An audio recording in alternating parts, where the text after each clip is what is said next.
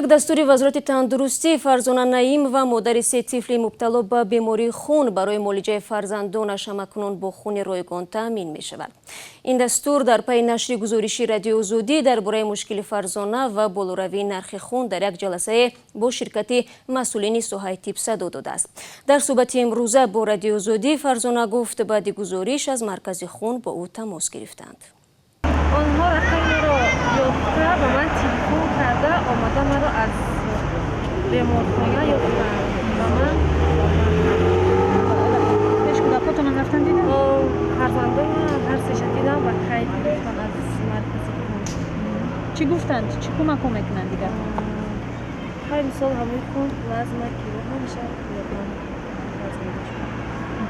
شما یعنی گروه امتیازناک ده بوده ایده؟ اینا هیچ کس نگفته بود به شما؟